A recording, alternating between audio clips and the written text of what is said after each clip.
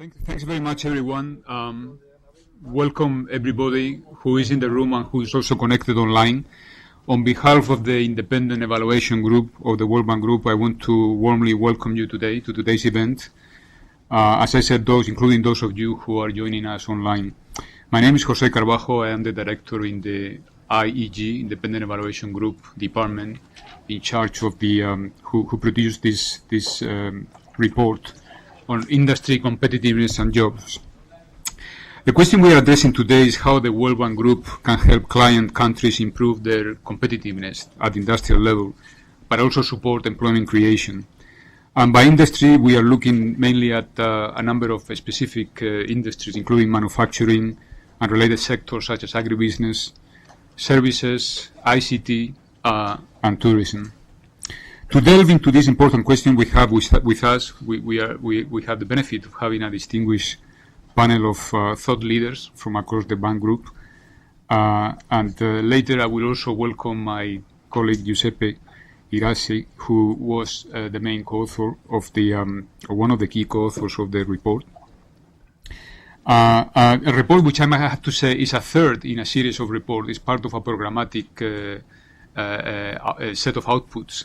One of them dealing with innovation and entrepreneurship. The second one we did on investment climate, and this third one which is on industry competitiveness and job creation.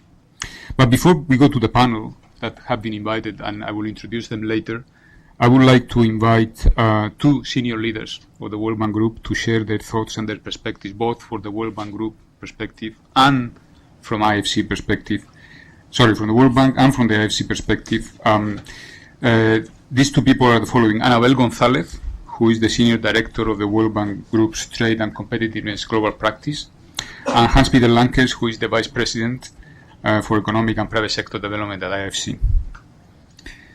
Both of them bring us a rich understanding of the issues, not only given their current roles within the World Bank Group, but also from the unique experiences outside the bank.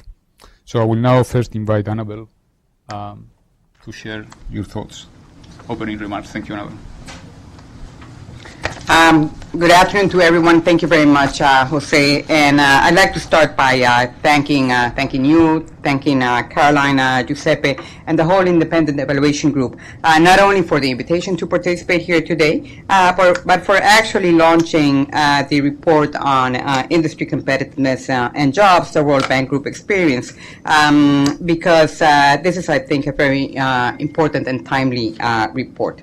I've had the opportunity to comment on the report, particularly during a meeting of the Committee on Development Effectiveness last September. And on that opportunity, management accepted the core recommendations from IEG, and since then we have been preparing detailed actions to implement it. The report comes at the right time. I believe it is timely that we take stock of what the bank group has done to promote industrial competitiveness and job creation, particularly in the manufacturing sector, and what we could do and should do better. It is well accepted now that countries developed as they transform the structure of their economy, moving from the traditional agriculture to manufacturing and later on to services. In the process, productivity increases, wages rise, and living standards improve. Such process of structural change was behind the development of today's advanced economies, as we know, and more recently, East Asian countries like Korea. Unfortunately, structural transformation appears to have stalled in most of the developing world. Subsistence agriculture remains a common way of life, employing more than half the labor force in some countries in Africa. While we see green shoots of manufacturing activity here and there, and I'm, for instance, very motivated by what we see in Ethiopia, in Kenya, in Tanzania today, the reality is that creating well-paid jobs in the manufacturing sector remains more an aspiration than a reality. Indeed, a process of premature deindustrialization, whereby manufacturing employment peaks at income levels that are below what now developed countries displayed in the past, appears to be unfolding in many middle-income economies, such as those in Latin America. Slow structural change has a mirror image in the lack of export diversification. The concentration of export baskets in a few commodities and a few markets makes most countries vulnerable to external shocks. Poverty-reducing, trade-driven growth has been difficult to achieve in countries whose economies are concentrated on commodities and natural resources. These challenges are the more pressing in light of two contemporary trends. On the one hand, rapid urbanization will translate in the need to create more and better jobs in cities around the developing world. Fostering competitive cities in which the private sector can bloom and expand those sectors and industries that offer better job opportunities is essential. On the other hand, and this is of course a topic that we read about every day in the news, the rapid adoption of new labor-saving information technologies raises the specter that developing countries, even those that have so far been able to tap into global manufacturing markets and global value chains, will be unable to attract and or retain industrial jobs. On this side, I should add that these are two areas in which our trade and competitiveness global practice, in collaboration with other areas of the bank group, is focusing more attention so as to better serve our clients. The question is, of course, how can the World Bank Group best help raise the competitiveness and create better jobs in specific industries and especially in the manufacturing sector? In answering such a question, it is often the case that the debate falls in what we could call a false dichotomy that pits horizontal versus vertical policies. In the Trade and Competitiveness Global Practice, we are of the view that horizontal policies that benefit all sectors of the economy simultaneously are a sine qua non in the effort to boost productivity and achieve inclusive growth. Thus, at the core of our offering to promote the development of the private sector, TNC focuses on strengthening the business environment, improving regulation, promoting competition, and building open trade regimes for the benefit of all. Such horizontal policies do in fact improve industrial competitiveness. Moreover, it is often the case that it is in low-income countries where the need to set up the foundations for sustained economic growth through economy-wide interventions that this is more pressing. Nevertheless, we also think that TNC and the bank at large can play an important role in helping design and implement appropriate vertical policies that address the needs of specific sectors of an economy. One size does not fit all is a pertinent truism here, as the absence of sector-specific inputs, specialized skills or infrastructure, for example, may hamper growth in particular industries and activities. The bank works hand in hand with client countries in identifying market failures that lead to the under-provision of such inputs and designing targeted interventions to correct them. In discussing vertical policies, however, a word of caution is always in order, as targeted approaches should always be handled with care as to prevent, among others, capture by vested interest. With that in mind, we agree with the IEG report in that the World Bank Group should clarify its approach to industry-level support for competitiveness and adopt measures to enhance its effectiveness in this area. The World Bank Group should better articulate its approach in industry-specific competitiveness work and ensure a consistent treatment across the bank group, with TNC playing a coordinating role in such an effort.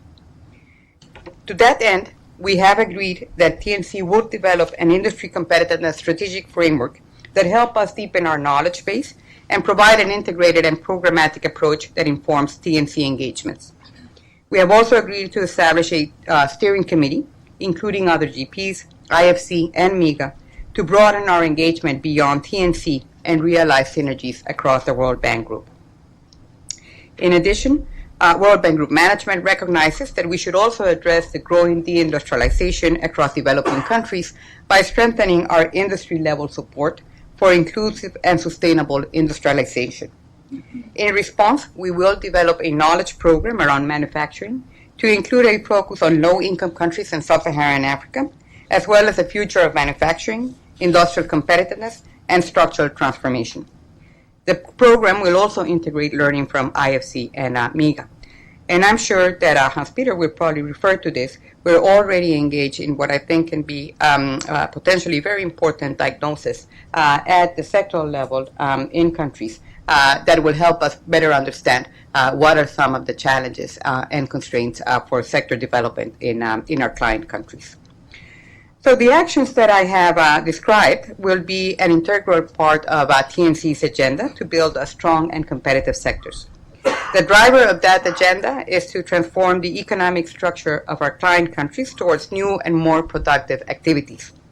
That requires effective instruments to support manufacturing, as well as other high productivity, high employment industries. And we must not forget the increasing importance of the services industry as we go forward. I will end my remarks by thanking IEG again for bringing for the discussion on how to raise industrial competitiveness, a discussion which is central to TNC's knowledge, advisory, and work agenda.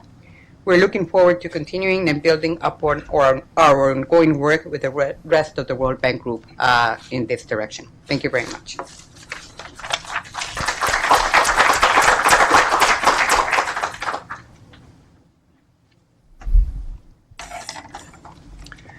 Thank you very much, Jose. Thank you, IEG.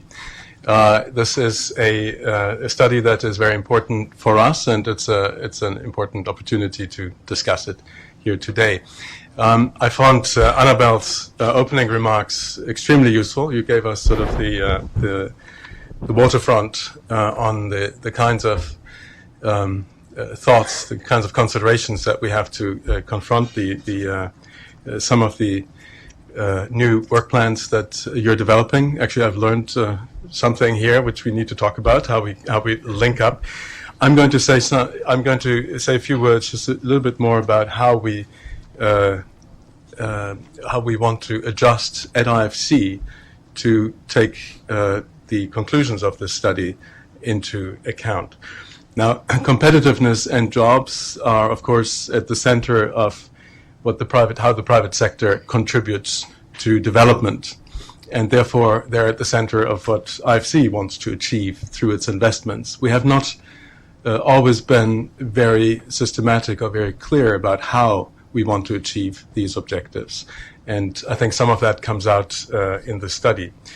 We have a new strategy for IFC 3.0, and there are several components to that strategy that are relevant here, and let me just highlight two.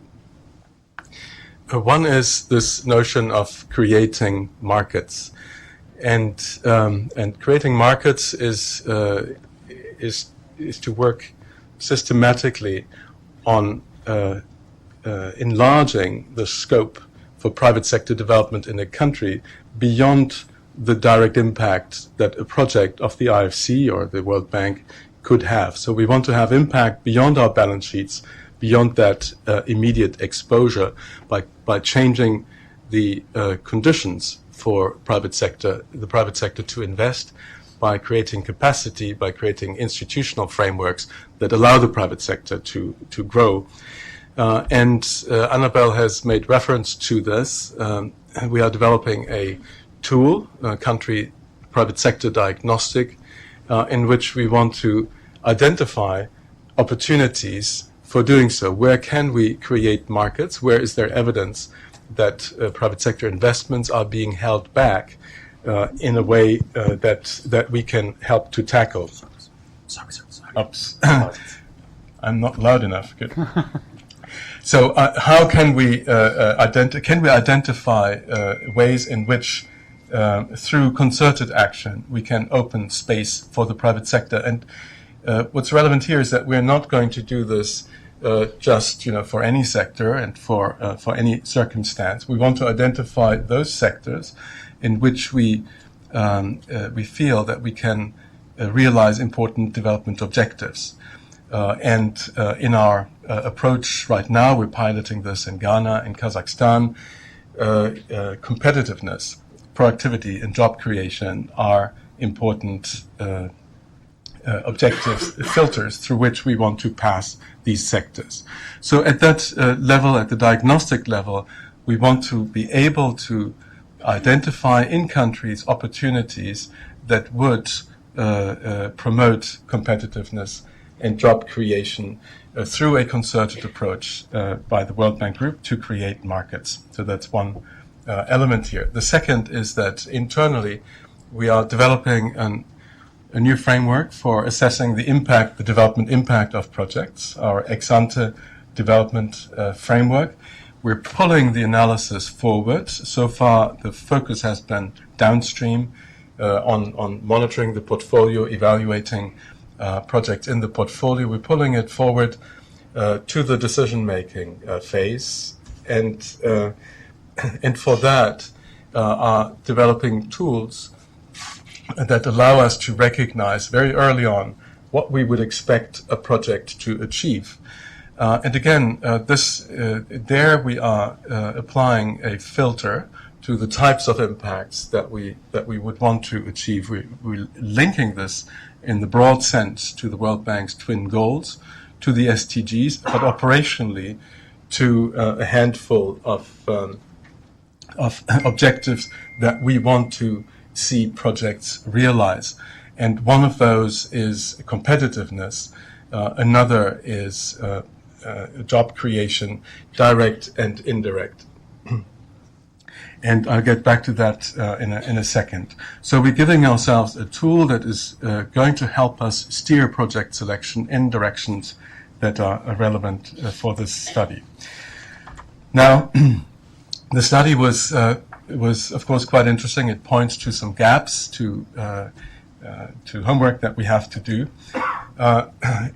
It highlights on productivity the lack of evidence that IFC-supported projects are having an impact, and that is because we're not systematically capturing the impacts on firm productivity.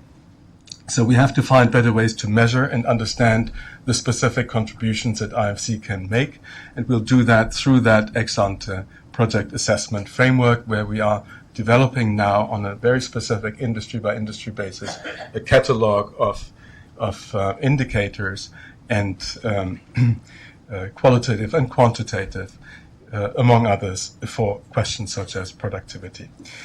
A second issue that is highlighted by the study is on sector linkages and jobs. And here again, the report shows that we cannot easily establish the relationship in our projects, and that is primarily due to lack of evidence. And often the impact on employment of an IFC project will be through indirect channels across the value chain. That is an area where we are now piloting a model-based approach to be able to estimate contribution to GDP growth and deployment across our sectors on the basis of multipliers. Any model-based approach will raise questions, and we see this only as sort of one input into one element of judgment into our work. But from what we have so far, covering about 100 countries and 60 sectors, it is a very useful piece of evidence to have in individual project cases. At least it allows us then to draw out a richer story about what a project might achieve. So that is another thing we're trying to address.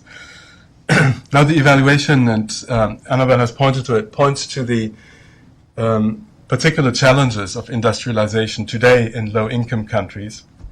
And it's clear that the route of export-led light manufacturing is no longer as easy to take as it may have been, or as obvious to take as it may have been before as a source of growth.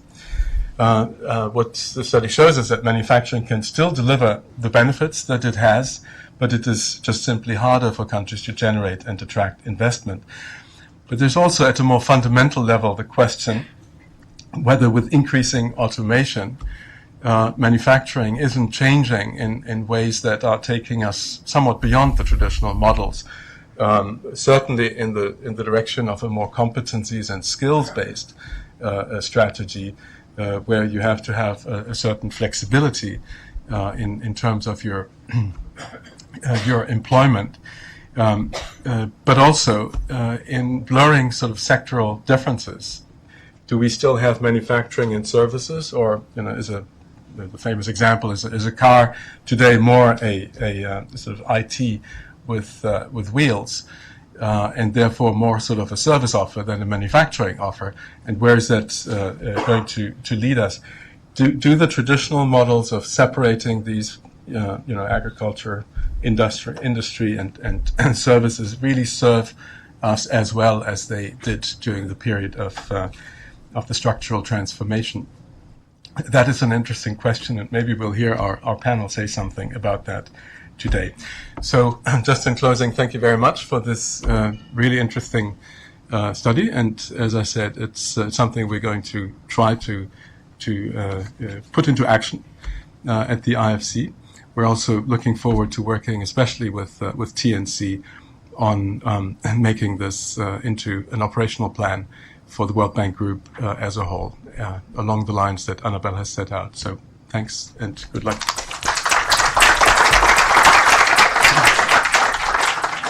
Thank you very much, Annabelle and Hans-Peter, for your opening remarks and your useful and thoughtful commentary that I'm sure will guide us in the panel later on. Now I'm going to give the floor to Giuseppe Erasi, my colleague, who is one of the key co-authors of the report. Giuseppe. Yes. Thank you, everybody, for coming today. What I'm going to do in the next 10 minutes is to share with you the main findings of this assessment of the World Bank Group support to industry competitiveness. And I will highlight what are the things that the World Bank is doing well in supporting industry competitiveness in our client countries, and what are the things that the bank can do better in the future. Before start, I would like to start actually with a good example, a successful example of support to industry competitiveness, and this is the case of the Rwanda Tea. Today, Rwanda is one of the leading exporters of high-end tea in the world. However, the success of this industry was not clear at the beginning of the year 2000. In fact, as you can see from the chart, at the beginning of the year 2000 up to 2004, production of tea leaves dropped by 20 to 30%. And that was the time when the bank decided to support the industry, and after such support, not only the production recovered, but expanded, making Rwanda today, contributing to making Rwanda today one of the leading exporters of tea. Before going into the details of the results, let me share just a few words on the scope of the study. As Jose mentioned earlier, we cover 4 industries: agriculture, manufacturing, including agribusiness, ICT, and tourism. The assessment covers all 3 institutions, World Bank, IFC, and MIGA, and focuses on 2 indicators of competitiveness: productivity and export performance. The first thing that the World Bank is doing well is targeting the right countries. As you know, the World Economic Forum compiles every year on an index of competitiveness, and on the basis of that, produces a ranking of countries. So we use this ranking to classify countries in those who are highly competitive, those who are competitive, and those who are least competitive. And then we mapped the portfolio of the World Bank Group to this classification. And what we could observe is that the World Bank supports most of the countries that are least competitive, some of the countries that are competitive, and just few of those who are highly competitive. So one of the conclusions was that it targeted the right countries. Another thing that the bank does well is to support the right areas for competitiveness. At different level of competitiveness, countries need support in different areas. So for instance, countries that are least competitive need more support on infrastructure, institutions, and regulatory environment. Those that are competitive need support more on access to find innovation and R&D, and the most successful countries need more support on product and process innovation. And again, mapping the portfolio of interventions this time to this classification, we could observe that the bank, in effect, is able to discriminate this type of support across the different level of competitiveness of countries. In fact, for example, in Ethiopia, the bank supported institutions, business regulations, and transport. In Croatia, it supported innovation and marketing. and in China, it supported product innovation and standards. So the bank targets the right countries, focuses on the right interventions. Obviously, almost automatically, when we went and looked at the impact on productivity, we found that the World Bank also helped countries achieve their project goal and, more importantly, improve their competitiveness. And here what we did, we compared the countries supported by the World Bank Group with countries that were not supported by the World Bank Group, and we compared them before the support and after the support. And we could see statistical evidence that the level of competitiveness measured by export value increased in those countries that the bank supported. But not only that, we also tried to understand and see if the breadth of support was also helping countries to become more competitive. And with the breadth of support, we meant supporting those countries in 3 or more areas. So not just in infrastructure, but maybe infrastructure, skills, and innovation at the same time. And by doing that, we actually saw that 3 or more areas of support have an even higher impact on the level of competitiveness of our client countries. And this is exactly what happened actually in Rwanda. This chart compares the tea leaves factories supported by the bank in blue and those not supported by the bank in red. As you can see, before the support of the bank, actually the private firms, those not supported by the bank, were producing even more than the firms that were in crisis and then were supported by the bank. But after such support, the production of the privatized firms increased even higher, even more than the firms that were not supported by the bank. And in this case, the support of the World Bank was not limited just to the change of ownership, but also 2 additional reforms were part of the support and helped achieve this success. And this was the reform of the price of leaves and the reform of cooperatives of tea producers. So these are the areas that the assessment shows as the main aspects that where the bank does a good job. Now, what are the areas where the bank can do a better job? The first one, as was already mentioned, is to concentrate more on manufacturing. The distribution of the portfolio of industry competitiveness support is a lot on agriculture, as you can see from this chart, in agriculture, in agrobusiness and services, and just very small proportion is in manufacturing. And this chart is in terms of number of projects. If we go, since the majority of this support in manufacturing is from IFC, if we go in terms of commitment, this difference will be even stronger. So the first point that the bank can do better is to concentrate more on helping the manufacturing sector in developing in our client countries. The second aspect is to focus more on productivity. Now, productivity is an important determinant of competitiveness. As I mentioned earlier, we looked at two dimensions, 2 indices of competitiveness. One was export performance, and the other one was productivity. So even for productivity, we did the same test that we did for export performance. But here, we could not find any significant differential impact of the World Bank Group support. So the conclusion was that maybe the bank should focus more in understanding what are the drivers of productivity and help our client countries to improve productivity and then even more competitiveness. And finally, the third area where the bank can do a better job is in measuring employment.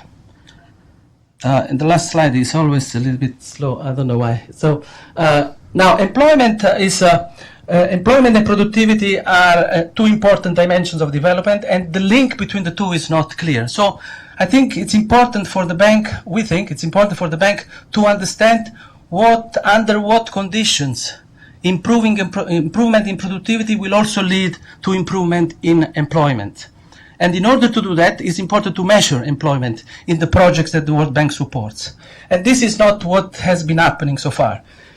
In fact, as you see from this slide, out of 100% of the portfolio, less than half claim to create jobs, and even a smaller share, 6%, have an indicators on jobs, and the very, very small share, 2%, measures jobs as an outcome.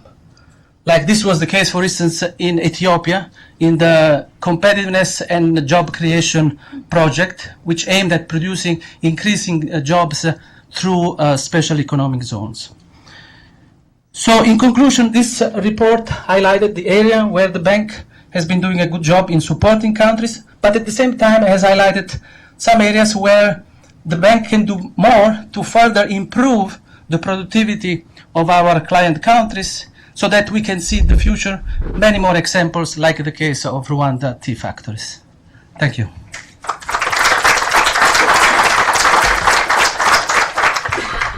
Thank you very much, Giuseppe. I don't know if, can you hear me? The mic? No? No?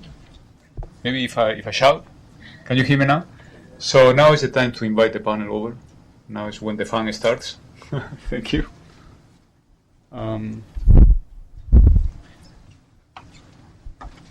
We are going to, the room is small and there are only a couple of microphones.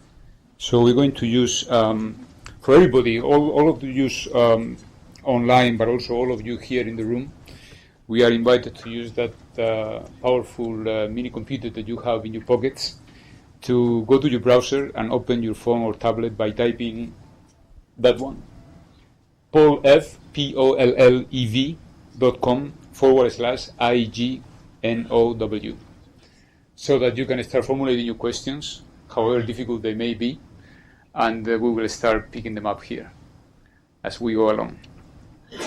So while you do that, let me now quickly introduce this fantastic panel. Thank you all very much for being here. So let me see. Yeah, you have the change of the order. That's fine. On my right-hand side, far right-hand side, I have the pleasure to introduce to you Jaime Diaz, who is currently advisor to the executive director representing a number of Central American countries, Costa Rica, El Salvador, Guatemala, Venezuela, Spain, etc. And prior to joining the World Bank, Jaime worked for the National Program for Competitiveness in Guatemala, where he drew a lot of experience, and it's this from that perspective, from the client country perspective, that we have Jaime in the panel today. Next to Jaime is Klaus Tilmes, who many of you already know, Director of the Trade and Competitiveness Global Practice at the World Bank. And Klaus is responsible for global themes such as trade, innovation, technology, and entrepreneurship, as well as the activities of his global practice in the Africa and MENA regions. Next to me on the left, I welcome Jim Emery, who is the Head of Economics, Strategy and Communications for the Manufacturing, Agribusiness and Services Industry Department at the IFC. Jim has been recruited just a couple of hours ago. He has very kindly stepped in at short notice in place of our colleague Sabine Schlorke, who unfortunately had to attend a family emergency. And last but not least, on my far left is Humberto Lopez, Director for Strategy and Operations in Latin America and the Caribbean region. And Humberto will help us to provide a country perspective, given his extensive and rich background as country director in various countries in Latin America, the Caribbean, and East Africa. I think I'm covering all of them. So thank you very much, all of you, for joining. I hope that you already have hooked up on the Poll EV. I'm going to start with you, Klaus. You have a rich toolbox. And one of the findings, rich toolbox that includes a number of programs to support countries from trade facilitation, innovation, investment climate, what have you. Now, from the findings of this evaluation, do you think that you have all the tools that you need? What are the things that you think that you might want to have more or implement differently? What is your take on that?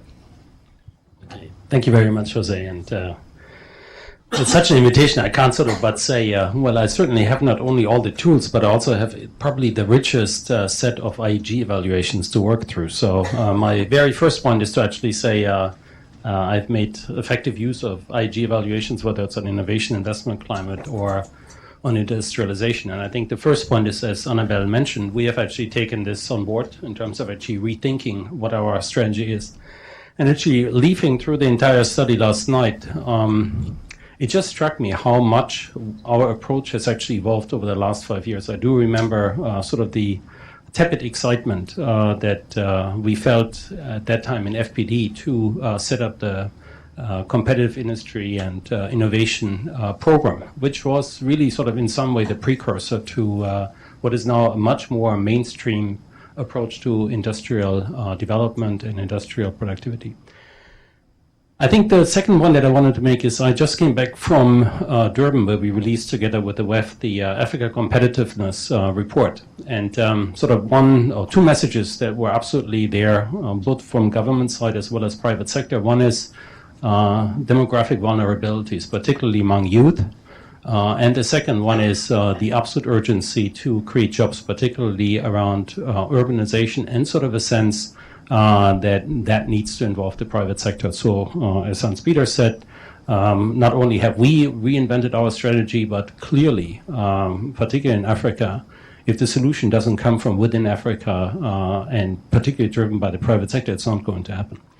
Which then brings me to answer your question directly, sort of two things that I think have changed and that I wanted to point out. The first one is, and it's sort of hidden in your evaluation, which has to do with what's our internal organizational setup. Let me just sort of say this among friends here.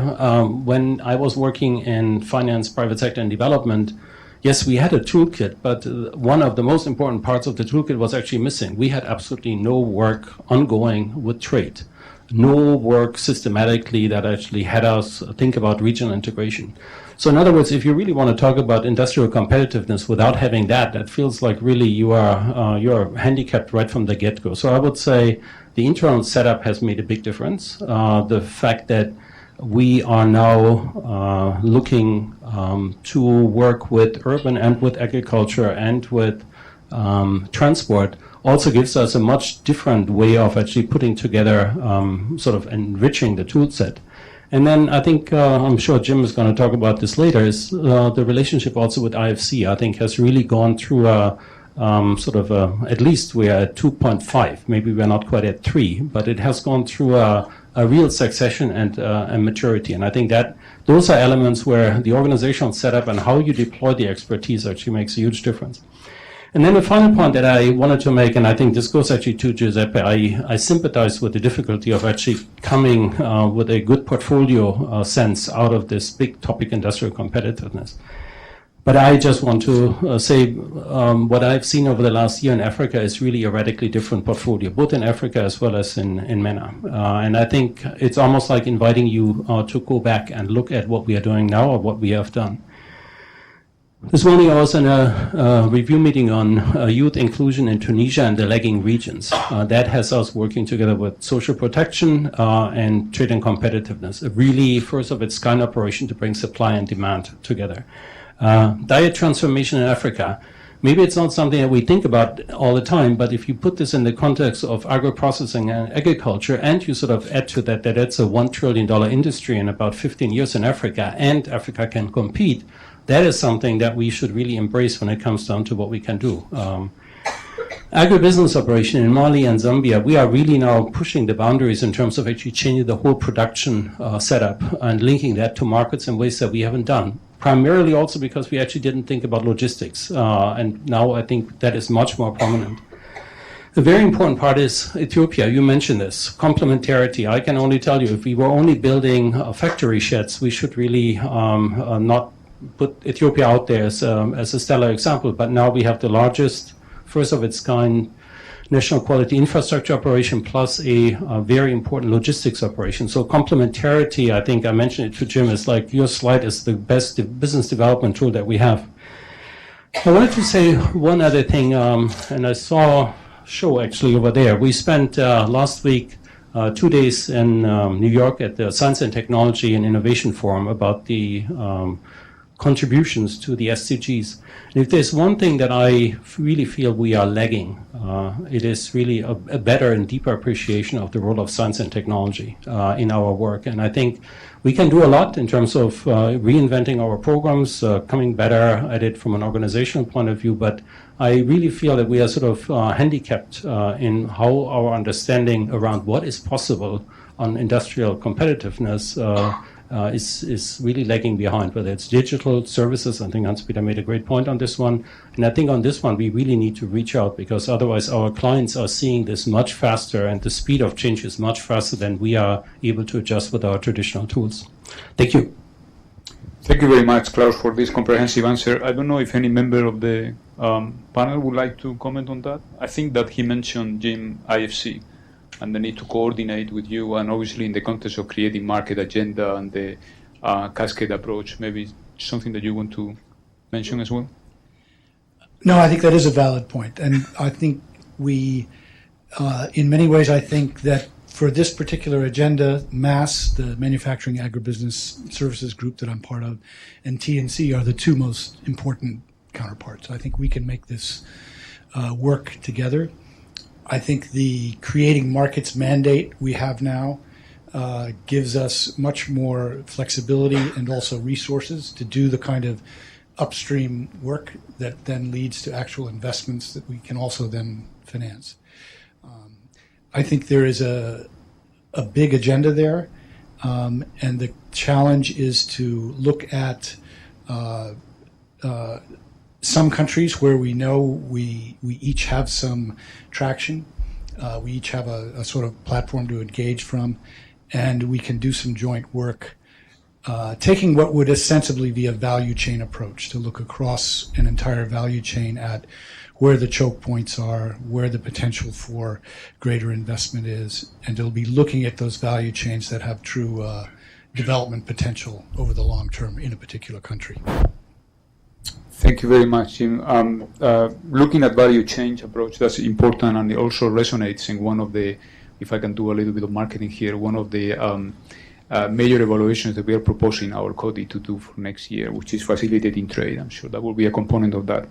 But let me turn now to Umberto as representative a little bit of the supply and the demand side. Umberto, one of the findings that is for industry competitiveness advice and interventions, one of the findings from our evaluation is that the breadth, the scope, wide scope of support, and also the sequencing, by the way, of the interventions by the World Bank Group increases the likelihood of positive results. But of course, there is a little bit of tension here. A broader support also implies long-term coordinated approach for development, etc. Now, how do you address this tension between coordinated long-term programmatic approach and the desire of client countries to have results and impacts rather quickly? Yeah, thank you, Jose, and thank you to IEG. Let me share with you three elements, and one of them is going to be focusing on aggregate issues of development. One is going to be looking at sectoral issues, and one of them is going to be looking at firm issues, so breaking the different dimensions where we are operating. And I think that in all the cases, what is important is understanding the context where you are having good analysis and at the end of the day asking the right questions.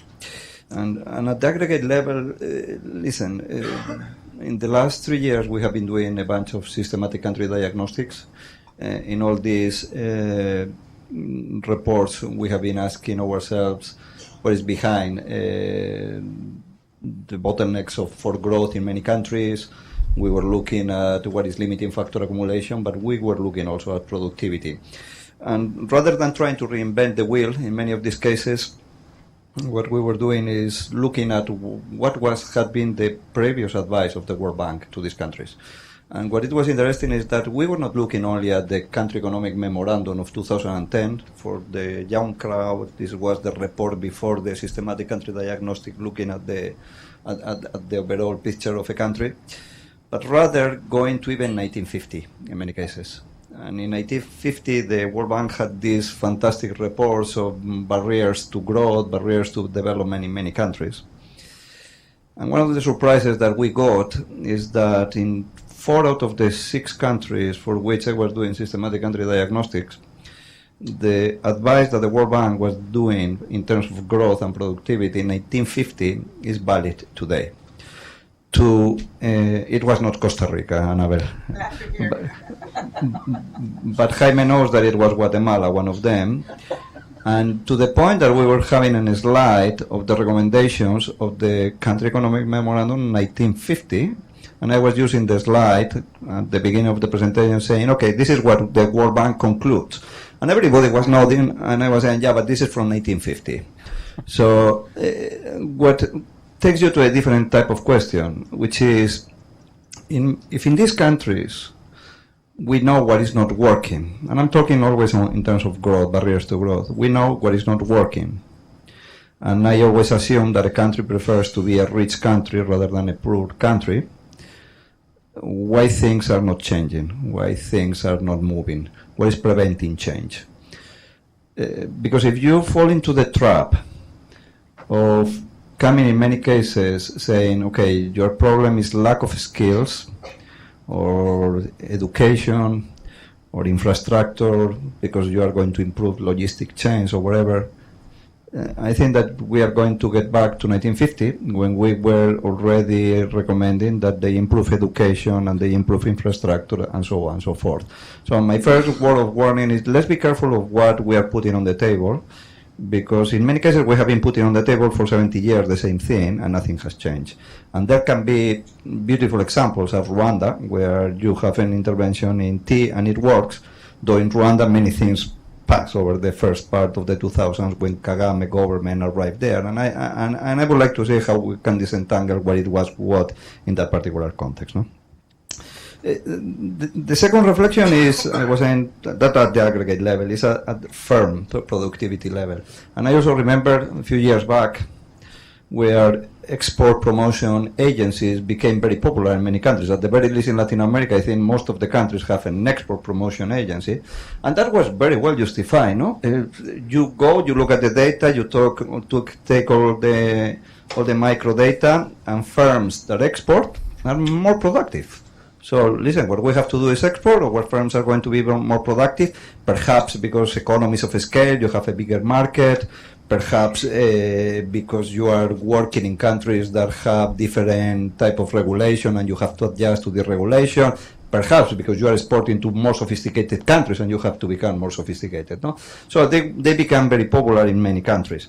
Until some people started asking, saying, hold on a second, is it true that that firms that export are becoming more productive, or what we are seeing in our countries is that more productive firms are exporting because obviously they are more productive and they can export. And there were a bunch of evaluations at the time also in Latin America, and it was really surprising that yes, in small countries the Export Promotion Authority may have an impact, perhaps because of the cost. There's a fixed cost to have information. But in the large countries, what it was found, it was the causality was going in the other direction. It was, you have good firms, you have productive firms, and then these are going to enter into export markets. And what are you going to be doing to have productive firms? Having the appropriate investment climates and so on and so forth. But then it takes me to what I was mentioning before. In many cases, we know the elements of the recipe. We don't know how to mix them for the recipe to cook. And the final is picking on a sector. And I'm going to mention agriculture. Also, there was a flagship report in the Latin American region in 2006, having considerations on what to do for the agricultural sector to have it more productive. And I find fascinating that the team started the report asking the question, why do we have to invest in agriculture? Or for the sake, why do we have to invest in a particular sector? Because that assumes that you have more information than the market on what is the comparative advantage of the countries. And I would challenge anybody in the room to say that we know better than markets in that regard. And what it was quite interesting is that at the end, the team was not proposing to invest in any particular sector because that can be a preferential sector.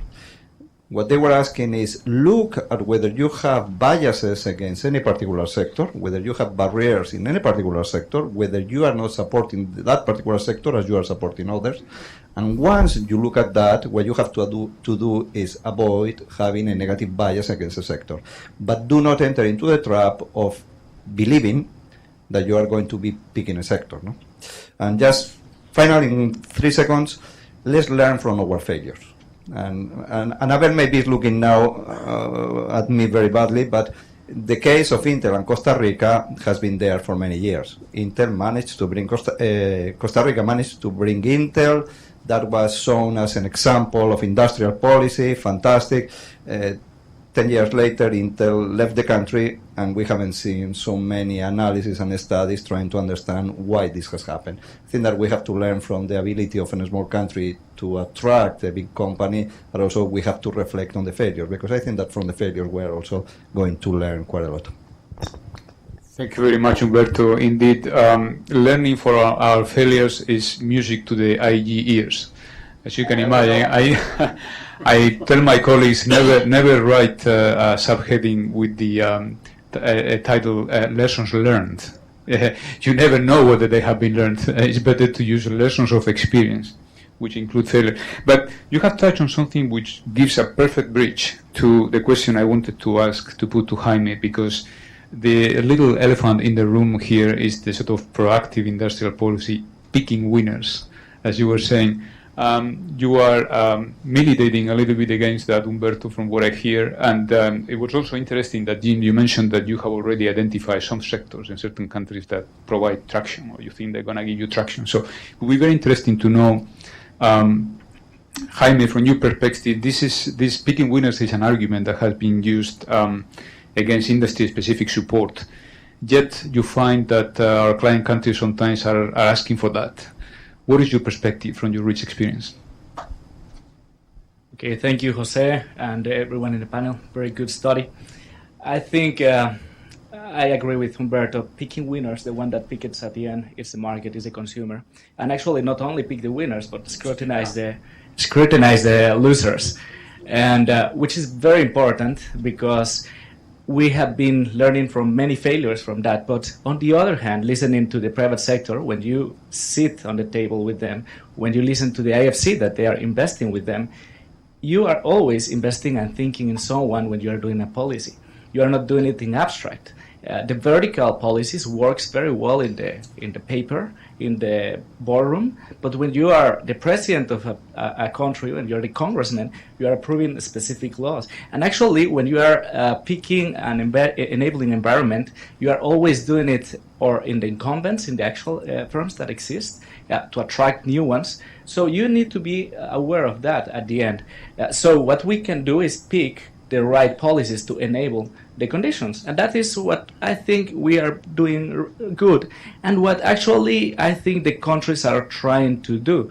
In that sense, what I see as a client country, when I was there in Guatemala, I remember we had this chair for the Competitiveness network of the Latin Americas, and I just see many authorities that they were trying to see how we can attract more innovation-driven type of firms, how we can bring more sophisticated firms to our countries. And that path to having good, good systems, good property rights law, to bring openness to some countries. But on the other hand, to bring other type of reforms that were high level in the agenda of the country.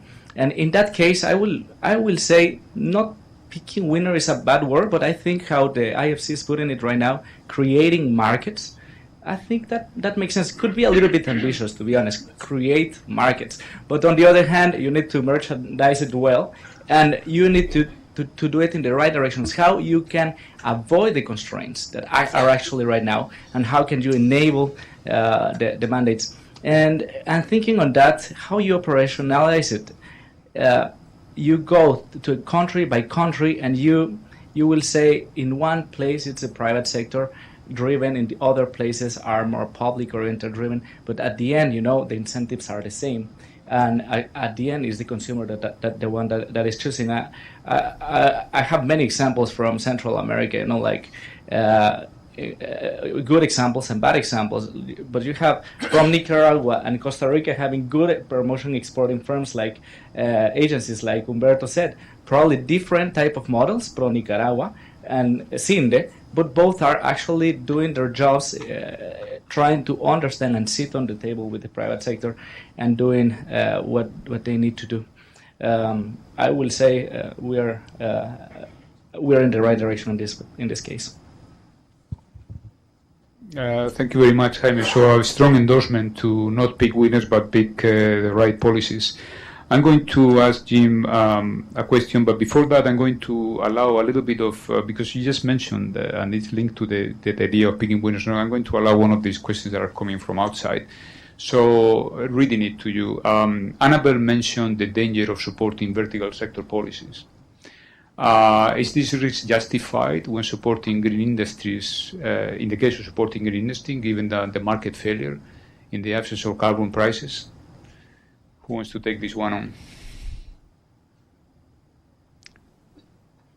Can you provide a policy rationale, a public policy rationale to support specific industries, in this case, sure. Renewable energy, for example? I mean, this is not a sort of a one part answer, but that's actually what we do. We have for the last 7 years been supporting climate innovation centers, which are specifically aiming. So there we are trying to combine the topic of climate change with entrepreneurship locally. And I can tell you, I mean, these are maybe not vertical policies, but this is a very clearly targeted intervention to actually build up an ecosystem. We are learning a lot. We are learning how long it actually takes to build this up. And when you take this policy and some of these examples to the US, I can tell you this is something that even the US takes note of. It's something that we are not probably doing enough and we are not seeing enough of. We are doing the same thing in agribusiness and in digital entrepreneurship. So in that sense, we have, I think, made some educated guesses in terms of what entrepreneurship in Africa might look like in the future. And I think we are learning quite a bit from it. I don't have a sense that we are driving this top down. We are really building this from the bottom up. Yeah, I'll just point out that, at IFC, we also have an explicit mandate to support projects that have climate mitigation or adaptation elements. We quantify the portion of the investment that meets those criteria, and we track it. So we're explicitly, and we have explicit targets to finance a certain part of our current investments that are climate friendly. And we're also looking at incorporating explicit carbon pricing into how we assess project returns, although that's a work in progress. Thank you very much, Jim. And now that you have the microphone, I'm going to follow up with you. One of the findings, as Giuseppe specified in his presentation of our evaluation, that shows that the support to manufacturing is one of those areas where there is room for improvement, and yet there is a little bit of controversy there, whether it is really the right formula for all countries in all. The idea that it has been enshrined in one of those sustainable development goals gives you pause for thought. Is it too volatile? What is the perspective from the IFC? Why is it that manufacturing is not a top priority from your perspective? Well, I think we've. First of all, I'd point out that we have reversed that downward trend, at least for the last year and for this year coming, in investments in the manufacturing sector. It'll take a while till that's reflected in the portfolio, but in terms of current investments, the manufacturing is doing well, and that includes some significant portion in Africa now, which we haven't seen previously. And we're also putting in place an advisory platform specifically for manufacturing that will give us the ability to have advisory engagements to support sort of value chain investments that deal with supplier capacity and those types of issues. So not just an investment in one firm, but looking at how we can get impact across the value chain, and that'll be important for manufacturing. But I think I wouldn't get too chuffed over looking at that specific metric, because manufacturing, as Hans-Peter was saying, it covers, the lines are getting increasingly blurry. And even in our own sector definitions, a lot of what we do in agribusiness is really manufacturing. Some of what we do even in the retail sector, as we call it, is actually manufacturing. So I think it's more important to look at how manufacturing is kind of a driver for development, and how deep are those inter-industry linkages that it can generate, how strong are the productivity increases that it can be driving, and how does that play out in different countries. I think that's an important consideration. When we look at the creating markets agenda, it's very different for the sectors that we're involved in the mass group at IFC. You can look at any country, they need a power sector. Every country needs a financial sector. Not every country is going to have a competitive export horticulture sector, or a competitive auto manufacturing sector, or in any of these other industries. So I think that's where we really need to do a lot of work together with TNC, and through these new country private sector diagnostics to really identify, what are the sectors that we think are going to have the greatest impact. And I suppose in some sense there we are picking winners, but we're also looking for sectors that are already there and have growth potential, and with the kind of inputs we can provide, can rapidly increase what their output, their employment, and their contribution to growth. So I think that's going to be an important consideration to us going forward, is thinking about manufacturing and industrial competitiveness with a much broader lens, looking at it, much beyond the traditional IFC perspective of just financing a factory, which has typically been what we've done in the past, but take a broader lens on what's that factory do to the value chain, upstream and downstream, and what are the areas there that we can engage in that will have the broader kind of impact that we're after. Thanks very much, Jim. Humberto, any perspective of manufacturing from your Latin American experience? I'm not sure we have a very good experience, because if you look at where Latin America was in 1970 and where it is today, both in terms of the weight of manufacturing in GDP and in terms of employment, it's about half, more or less, roughly, and mainly because of South America. The only exception is Mexico, where you look at the weight of manufacturing over GDP and it has been more or less constant. It has declined a little bit, but was more or less constant. But in the rest of the countries, at the aggregate, it has declined dramatically. It's half. And I think that there are many questions also to ask there. To what extent this is because of poor policies that have not been supporting the sector? I think that there is quite a lot to say with the super cycle of commodities, and the possibility of that Dutch disease effects that basically have been penalizing brutally the tradable sector, and manufacturing probably is going to suffer there. And if you combine this with the possibility of having hysteresis forces that once you are out you cannot come in, that would put you where you are today. But again, in Latin America, our experience has not been particularly brilliant. Thank you, Humberto. Jaime, from your perspective, having been at the helm of the competitiveness policy in Guatemala, did you experience any pressure, any need to push for manufacturing and rebalancing the industrial landscape?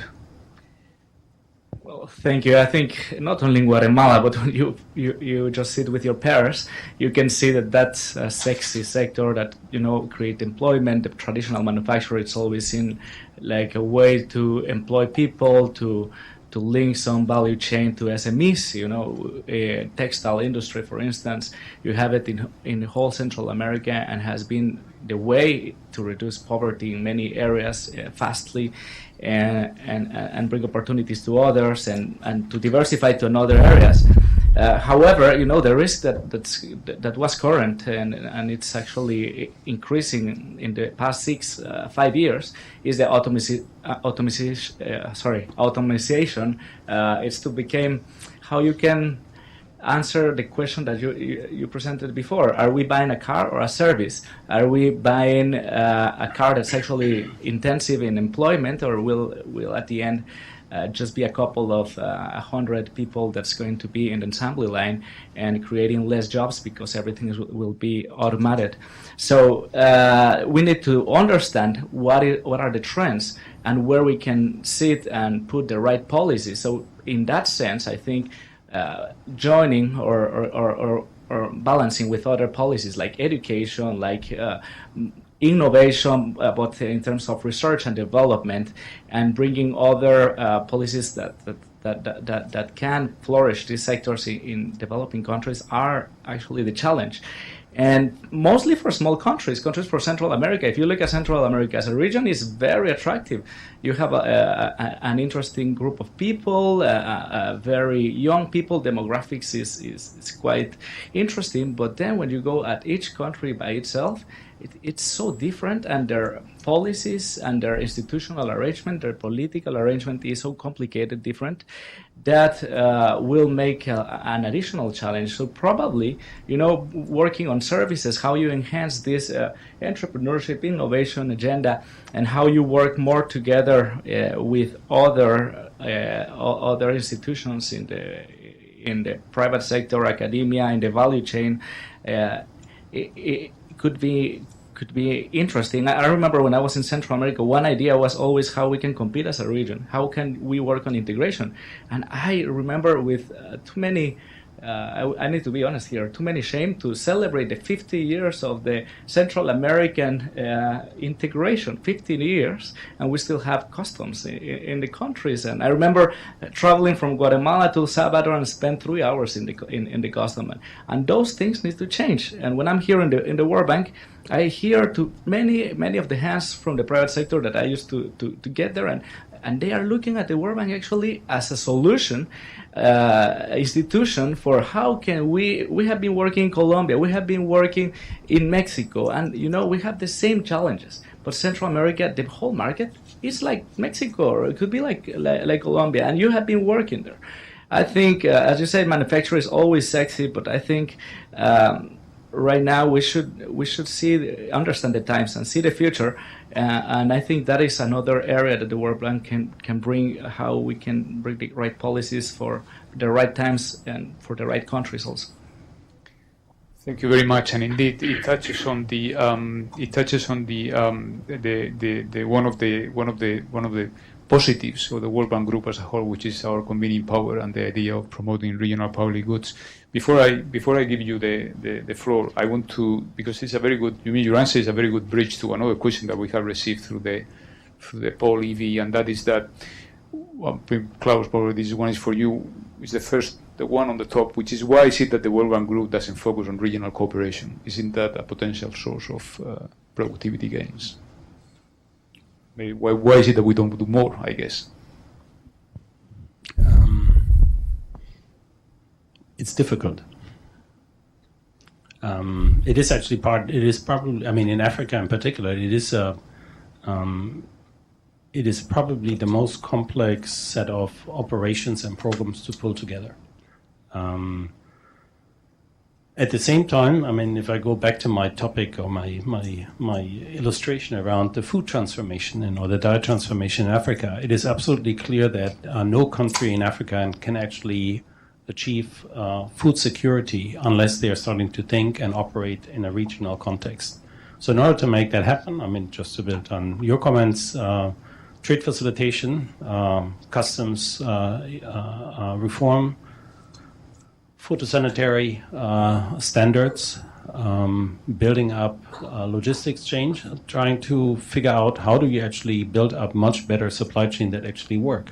Just put yourself in the context of, let's say, an IFC investment in Mali would be a slaughterhouse. That's fantastic. That slaughterhouse is not going anywhere in terms of its regional potential unless they actually are able to change some of the fattening practices at small family farms. That means you have to actually start working on a feedstock industry, which currently doesn't exist. The export potential from Mali to the larger Sahel is phenomenal. We were last week at a very interesting conference with the Somali diaspora, and the new president actually mentioned that Somali exports 5 million herds to the Gulf countries. Regional cooperation is something that he absolutely needs in order to actually take Somalia to a different destiny. One of the problems is that there are 20 different laboratories that inspect food safety. So unless we actually help straightening out and improving the entire food inspection system in Somalia, this is unlikely to see sort of its trajectory. So in other words, I'm fully behind sort of regional cooperation, regional integration, and I think, quite honestly, I think that is the message that certainly whoever has listened to what has come from the bank as far as Africa post-commodity boom is, it's about think about where your comparative advantages are and think about regional trade and really think about regional value chains, because that is really a big part of the answer and a big part of the employment generation. And quite honestly, for all the hype around, and I'm sure the justified interest around automation and Industry 4.0, when you spend some time in Africa, that hasn't quite, that is not the dominant theme, quite honestly. It is a dominant topic of discussion, but it is not the dominant theme as far as employment generation is concerned. So, but clearly it needs to happen on a regional basis. I'm actually quite positive that, particularly in West Africa, I think we are starting to see how, let's say, some of the reforms around OHADA actually starting to make a difference in terms of business registration that are being accepted now across 17 countries. We are seeing some movement in East Africa. We see a greater sort of interest in SADC to talk about regional industrialization. So I'm basically saying, well, it has taken the European Union probably 70 years to get to where it is now. So I wouldn't sort of say this is something that will happen overnight. Thank you very much, Klaus. So we were hoping to get the questions through, but for the sake of being inclusive, you have a high voice, so I'm sure you can reach. First of all, my name is Franco Fornasari. I was involved with the IDB in several reviews with President Iglesias on this topic, but I thought this was an excellent report on two fronts. The breadth of intervention compared to the performance is, for me, a very, very focal point for understanding what we're doing. The thing about the measurements of what happened, I don't know, mixing IFC, World Bank, all the set of windows of the bank is not easy. But there's a common theme in my mind, which I wonder if you could comment on. We've used a lot of financial intermediaries in most of these countries to be those that actually pick the winners or whatever, let's say, targets for their intervention. Is there any lesson that we learn from this type of intermediary lending? Because in the old days, I mean, I think back to 1990s, I was an executive with the automotive industry. I saw the bank do something which was absolutely iconoclastic. They created a monopoly in China for 7 automotive and destroyed the competition for a number of years. I think that the target for intervening in industry for the bank is a key thing to make support, to create the general consensus around what the bank is doing. And I think the bank has done a great deal of work. But you should appreciate the results of having done some choices like intermediary lending, all the financial support that BIGA provides through intermediaries. I mean, somehow we have to see if we're targeting the right intermediaries, if we're missing something in the financial chain, in the value chain of the financial sector that can do more. And obviously you have the entire bank work on the, let's say, the climate, the supporting infrastructure. I mean, I don't think we should challenge the notion that doing upstream work is helpful. The question is, can you get to the final mile to get competitiveness and productivity? And somehow productivity can be counterintuitive in terms of labor creation, because it's not just the automation, it's the fact that companies need to stay afloat, and whether they can survive and pay back their loan is not an issue of social objective. It's a particular micro objective for a company to be able to float. So I think I would compliment the work that you're doing and encourage you to go on and take some of the new lessons into account more than trying to bring everybody on all the tools in the same evaluation box, because it can be confusing in some ways. Thank you. Thank you very much for your intervention. You have many, many topics in what you said, but let's just pick one of them, which is an interesting manifestation of how in a well-functioning market economy you basically allow the system to work, which is through financial intermediation. So let the market, let the credit risk officers in the banks that we support with credit lines identify who are the real companies to support. Who wants to take this on? Do you want Jim to start? Yeah, I mean, IFC invests a lot through financial intermediaries. We do that in a number of different ways. And primarily, it's a vehicle for us to get financing, in particular medium-term financing, because we're typically giving them 5 to 7 year credit lines that they can on-lend for medium tenors that they don't have otherwise a source of funds for. And so it's a way for us to reach smaller firms than we can directly, and it's important for that. It's the centerpiece of our SME development strategy. Where I think we've had good success is going beyond that, and I don't want to use the term targeting lending, but we've helped banks put in specific facilities that target, for example, women entrepreneurs. And then along with that, they put in a window and a support system for women-owned firms that ensure the better success rate of that financing instrument. Similar ways we've done that for lending facilities or risk-sharing facilities for agricultural cooperatives in different value chains. And I think where those facilities have a targeted focus, which may be by type of firm, it may be by sector, or it may be a very specific part of a value chain. You know, we did something together with Cargill's, the big commodity company in West Africa, where we supported through a bank a whole series of cooperatives in the cocoa sector to buy a new fleet of trucks. And, you know, that really made the difference in what they were able to do and being able to get all the goods to market in a short period of time when the crops come in. So I think that you can do targeted interventions like that through financial intermediaries, where it's also, when you do that, it's much easier to track the results and see what's happening. A general SME line of credit to a bank, we don't typically, we're not able to generate the kind of portfolio data to see where it really goes and what's happened with it. Thank you. Thank you. Anyone else wants to? Jaime, you want to comment? Yeah, it was a very broad question, but it's one question. When we are in the board sometimes, and I'm not talking right now, but from the client level, but when we look at the bank and IFC, one thing that we always ask many times is how this project brings some additionality. And probably if you work here, you know that, and you know that very clear that we are very serious about that.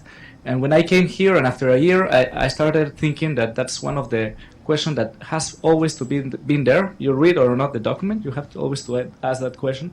But when you are in the client hat, now we're in the client hat, is more important than the voice that we hear in the board. But because when the client is asking for the work of the World Bank Group, it's not asking for the dollar. Not actually in the current scenario where liquidity was so high, and Humberto will concur with me. Approving loans in the Congress of Guatemala is not an easy thing, and it's not only Guatemala but in whole Central America. The question that raises is, why is the World Bank the right partner? And in this case, what I think are three main things. One, it's an honest broker. Honest broker because I think when it goes to the Congress, the society is thinking this is not a project that will end when this government ends. And you know what? It's not only going to end with the TTL that is there or with the president or the minister that is on the time. This will go on. So that is a predictability, that this issue is an important issue. Thinking, okay, if manufacturing is an important issue, we should take all the put all the eggs in the same basket, and the World Bank being the warranty for that. Second, I think it's very important the capacity and the knowledge. The questions that you were asking here are the same questions that the policymakers are doing. Yesterday, I was talking with someone from the IMF, and they told me, you know what I like from the Central American authorities is they value a lot the knowledge. They are thankful for that. When you go to other countries, they're like, oh, there's another report. They put it in some shelf. But these countries, they use it. And I concur with that. When I talk with authorities, they're always coming to the World Bank is there any way we can see how we can improve the productivity in some agricultural sector to make it more industrialized? How we can pick the right neighbors? How we can pick the right, not neighbors, sorry, trade partners, and how we can improve that? How we can diversify? And those are very important questions. And when I look at the supply level, I can also I have like 100 of books in my desk that I cannot read because you are always having new reports like this one that are very good. So how we can be a good knowledge broker in that case. And finally, to bring some consistent and integrated solutions, to have the private sector here, to have MIGA and IFC is a comparative advantage of the World Bank Group. It's not other MDB or financial institution could have the understanding of the public sector and the private sector very good. So I think that is a good value proposition.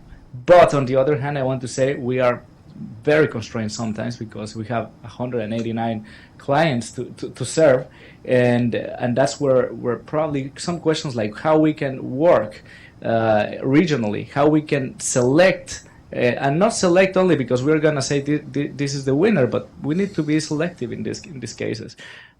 It's important. Thank you very much, Jaime, for summarizing so nicely the sort of the non-financial additionality of the World Bank Group. Hans-Peter would like to formulate a question. Yeah, perhaps if you allow, not so much a question, but since we have a lot of questions on there, a couple of observations. One is on the issue of vertical versus horizontal. I think that's not the dichotomy that we have. We have horizontal, which we as economists recognize as absolutely fundamental, and we have markets. And if we take a market lens rather than a vertical sector lens, we don't run into that issue of picking winners. We look at whether a market functions. Yeah? And that's why I think this whole concept is actually a powerful concept, and it's perfectly consistent with a policy and an investment approach that does not so try to do what we're not good at, which is recognizing the future winners. The second point I wanted to make is on this issue of, and this come up a couple of times here, is competitiveness or productivity and employment are these sort of trade-offs. And there's some interesting studies. One that I've seen that's looked at a private equity portfolio in emerging markets in great detail and compared private equity investments, which are fairly hands-on. They tend to go into a company and try to change it with a control group of similar companies from the Orbis database. Today you've got a lot of data that allow you to do these things, and come to the conclusion that private equity investee companies grow both their employment and their productivity because they manage to get much higher turnover than the control group. And the point there is that in many cases what we find is inefficiencies in the management of companies. It's obstacles in the way the company relates to the rest of the economy. I don't know, logistics, inventory management, and other things that with good management you can actually resolve, and then you end up hitting both targets. And that leads me to my last point, which is that I think the sector perspective, even manufacturing, is not the most relevant from a competitiveness or productivity angle. It's the firm perspective. And you have these really interesting cross-country analyses which tell you that in every country you have top productivity firms. You've got some firms that are absolutely at the cutting edge. And then you have a long tail of firms that are not. And the most successful countries are those, or the most successful sectors are those where these tails are shorter. companies are sort of moving or migrating towards the better performing ones in their own sector. So you have to look at why do we have so many companies that are in a fat tail? Yeah? Well, they somehow survive, and the conditions for their survival are perhaps what we need to work on. Yeah? One of those conditions is that financial intermediaries don't always make the right decisions, and in the past 15 years of abundant liquidity, they've made loads of bad decisions. So you've got loads of companies out there that are actually financially just sort of scraping by because money is cheap and because banks are willing to continue lending to them. So I just want to focus the perspective a little bit on the firm level in this conversation. Thank you very much. Umberto, would you like to add to that? Only complementing that, survival is something that, firm survival is something that we look quite a lot, but I would be also, I would put a footnote there, because you can ensure survival with huge barriers to entry, and you keep the same companies inside. So basically what you want is that there is churning. So the fact that a company is exiting and another is entering the market, that shouldn't be seen as a bad thing. Indeed, if you want competition, probably what you want is lots of churning. Just one additional consideration that comes to my mind. We are focusing many times in productivity at the firm level, and I fully agree that this is what we need to do. Now, what it matters in practice is not the price of the product when you leave the firm. What it matters in practice is the price of the product when you put it in the supermarket or in the shop or wherever. And it's brutal that when you look at logistic costs in many economies, the differences with the benchmark of the OECD can be huge. In the OECD, more or less, logistics costs are around 7% to 10%. Latin America, we have a bunch of countries where they can reach, depending on sector, 40%. So we can start talking here what we are going to be doing at the firm level, at the sector level. And yes, we are going to have huge improvements, 5%, 10% in productivity at the firm level. Fantastic. You have a tax to start with of 33%. That has to be changed, not in the firm. That has to be changed outside the firm. That has to be changed in infrastructure, customs, and so on. Thank you very much. In fact, Hans-Peter, I want to thank you for raising the issue of management skills, because, as it turns out, this is another of the findings of this evaluation, in the sense that it was only manufacturing as being seen as one of the areas where the World Bank Group has been less active, but also management skills, which I wanted to ask Jim. In my mind, management skills, the possibility of improving them, are very much related to instruments, and I'm glad that you were using the issue of private equity or direct equity investments. Are there any other ways that we can have within the toolbox of the World Bank Group to improve management skills, whether at firm level or, I suppose, also in this case, comes public sector management level as well? That's one of the questions that were coming through. I think there are certainly. In addition to investment through private equity, we invest equity directly as IFC in companies. And we often take board of director seats along with that. And there we have a lever to influence management quality directly and management decisions directly. And for many decades, our performance of our equity portfolio was, above all of the emerging markets indices. There's been some convergence recently with the just overall stagnation of equity returns in emerging markets, but I think there is something there.